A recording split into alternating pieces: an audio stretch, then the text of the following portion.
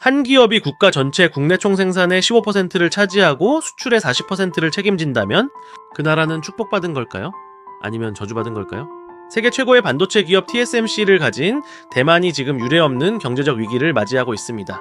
겉으로는 화려한 성장을 거듭하고 있지만 속으로는 민생 경제가 처참하게 무너지고 있는 대만의 충격적인 민낯을 지금 바로 공개합니다. 여러분은 대만 하면 무엇이 먼저 떠오르시나요? 아마 대부분은 세계 1위 파운드리 기업 TSMC를 떠올리실 겁니다.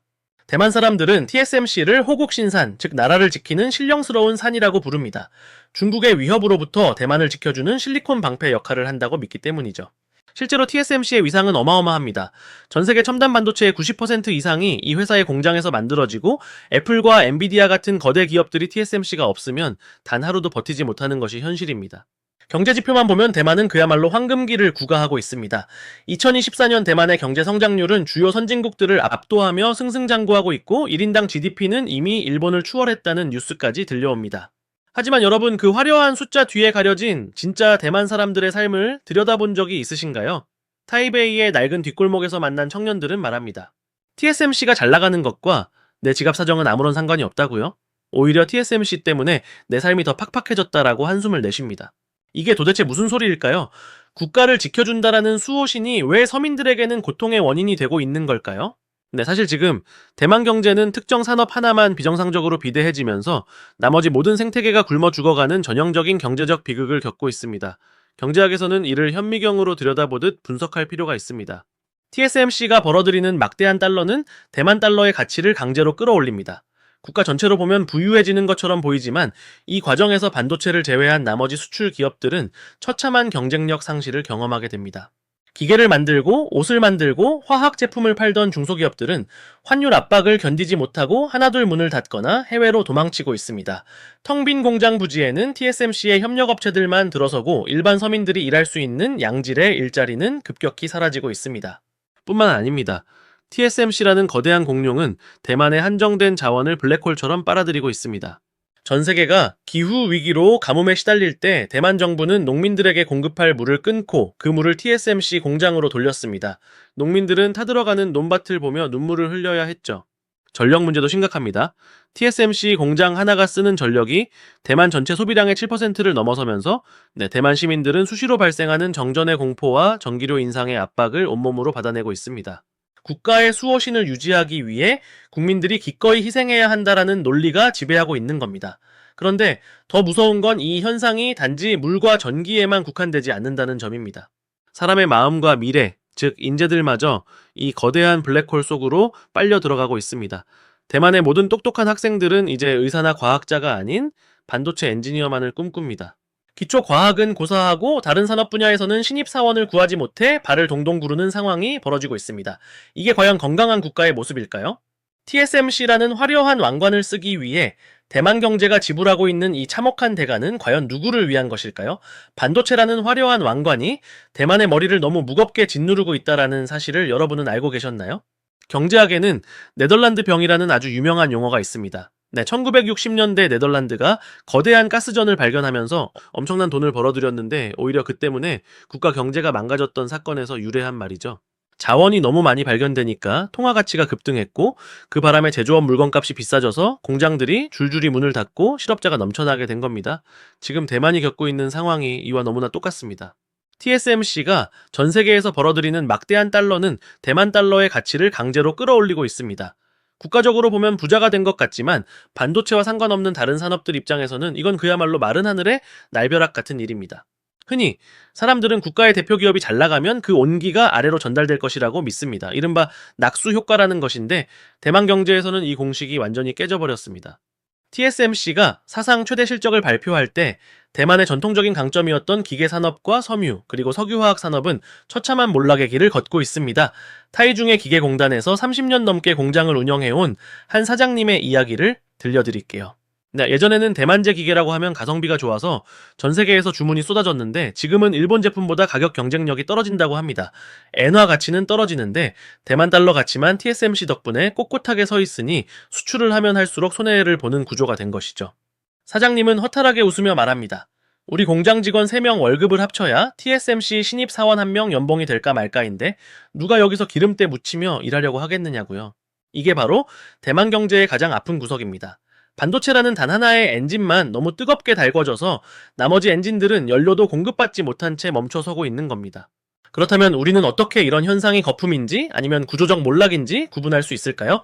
똑똑한 경제적 안목을 기르기 위한 3가지 지표를 알려드릴게요. 첫 번째는 국가 전체 수출액에서 단일 품목이 차지하는 비중이 40%를 넘어서는지 확인하는 것입니다.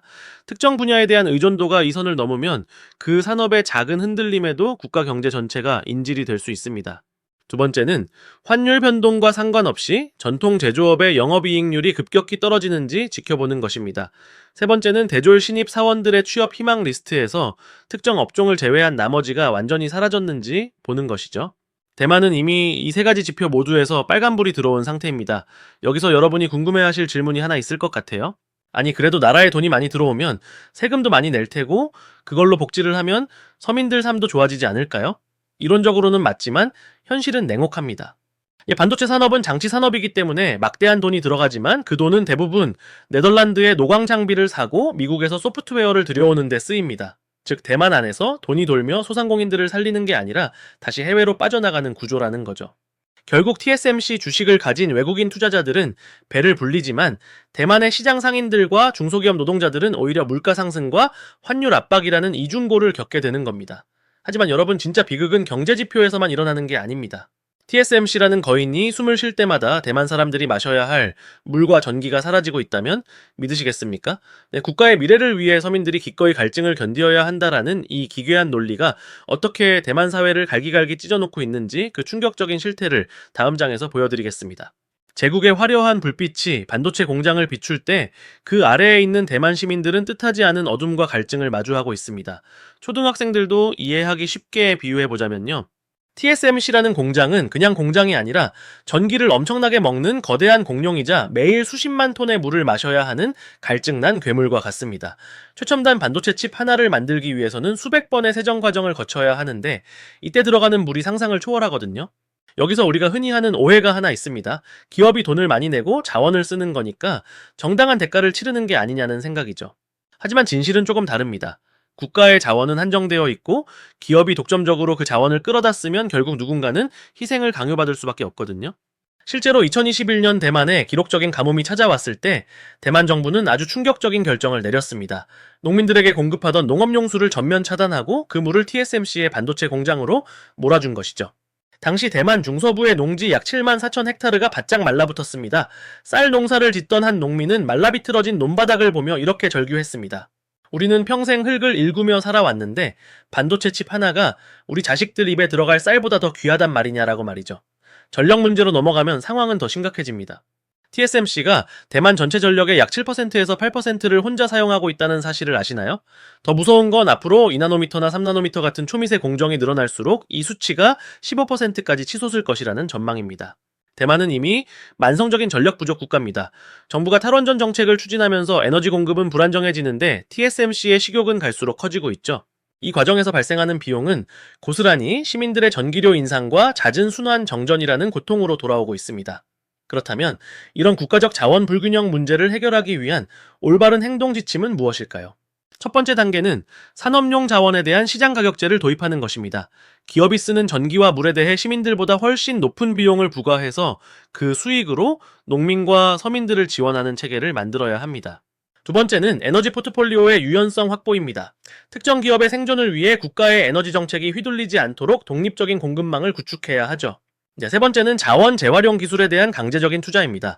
TSMC 같은 기업이 쓴 물을 90% 이상 스스로 정화해서 재사용하도록 엄격한 기준을 세워야 합니다. 시청자분들 중에는 이런 질문을 하시는 분들도 계실 거예요. 아니 그래도 TSMC가 망하면 대만 경제가 망하는데 물 좀 주는 게 그렇게 큰일인가요? 하지만 이건 단순히 물의 문제가 아니라 민주주의와 분배의 정의에 관한 문제입니다.